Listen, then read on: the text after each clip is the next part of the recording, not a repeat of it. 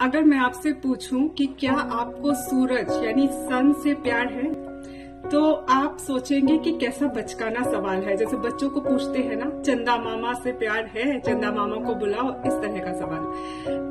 दरअसल ना, हम जिनसे प्यार करते हैं उनके सिग्नल्स को भी समझते हैं। सूरज जो है ना, वो प्रकृति का अंग है, और सूरज जब ढलता है ना, तब एक सिग्नल देता है कि अपने घर के लाइट्स को भी अब हमें डिम कर लेना है। क्यों पता है?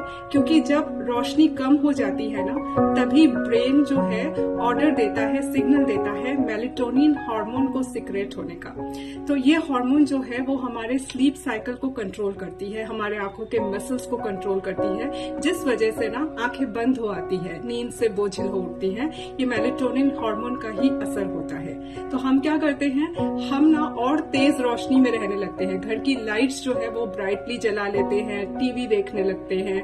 तो यहाँ क्या हो रहा है, आंखों में और ज्यादा तेज रोशनी आ रही है, और मेलेटोनिन हार्मोन का जो सिक्रेशन है ना, वो ठीक से नहीं हो पाता। तो इसका प्रभाव कैसे पड़ता है हम पर? टॉक्सिन्स निकलते हैं, और टॉक्सिन्स के चलते क्या होता है कि हमारा डाइजेस्टिव सिस्टम भी इफेक्टेड होता है।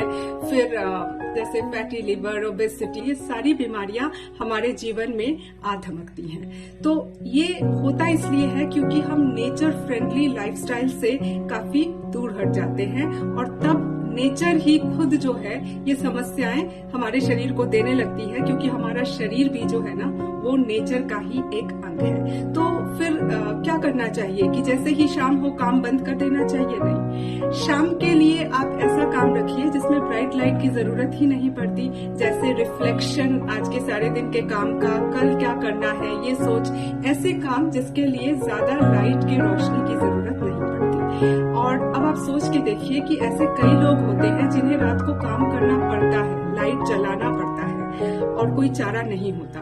तो ऐसे में ना, यहाँ भी सोचने की जरूरत है कि किस हद तक पूरे विश्व में, पूरे देश में रूटीन को चेंज करने की जरूरत है, ताकि हम एक नेचर फ्रेंडली लाइफस्टाइल में एंटर कर सके।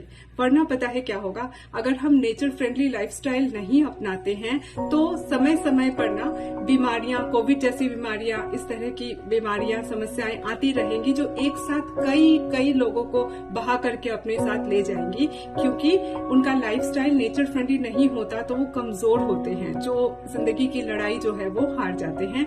नेचर का तो भाई यही तरीका होता है अपने बच्चों को सिखाने का।